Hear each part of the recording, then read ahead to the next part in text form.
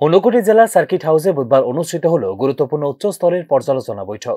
সভার নেতৃত্বে ছিলেন কেন্দ্রীয় জনজাতি কল্যাণ দপ্তরের মন্ত্রী জুয়েল ওরাম। বৈঠকে উপস্থিত ছিলেন ত্রিপুরা সরকারের মন্ত্রী বিকাশ দেববর্মা, মন্ত্রী টিঙ্কু রায়, মন্ত্রী সুধাংশু দাস সহ বিভিন্ন দপ্তরের উচ্চপদস্থ প্রশাসনিক কর্তা।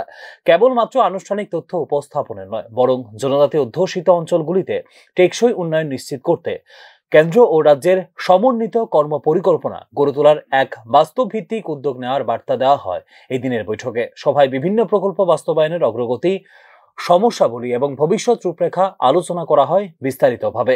শিক্ষা, স্বাস্থ্য, পানীয় জল, সড়ক সংযোগ, আবাসন, রোজগার সহ প্রতিটি খাতে বর্তমান পরিস্থিতির খতিয়ান তুলে ধরেন সংশ্লিষ্ট দপ্তরের আধিকারিকরা। কোথাও গতি এসেছে, কোথাও আবার রয়েছে বিলম্ব, সবই সুষ্ঠুভাবে পর্যালোচনা করেন উপস্থিত প্রতিনিধিরা। ত্রিপুরার জনজাতি অধ্যুষিত অঞ্চলের উন্নয়নই সরকারের অগ্রাধিকার।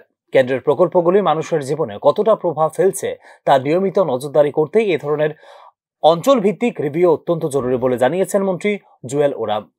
কেন্দ্র ও রাজ্যের সমন্বিত প্রচেষ্টা জনজাতি অধ্যুষিত এলাকাগুলিকে আরও শক্ত ভিত্তি প্রদান করবে বলেও জানিয়েছেন কেন্দ্রীয় মন্ত্রী জুয়েল ওরাম। দিনের আলোচনা শেষে সিদ্ধান্ত নেওয়া হয় আগামী দিনে প্রকল্প বাস্তবায়ন আরও গতিশীল করতে গঠন করা হবে এলাকা ভিত্তিক বিশেষ মনিটরিং সেল। পাশাপাশি শিক্ষা, স্বাস্থ্য ও অবকাঠামো উন্নয়নে নতুন কিছু প্রকল্প প্রস্তাব আনার বিষয়েও হয় আলোচনা। Bureau report, news now.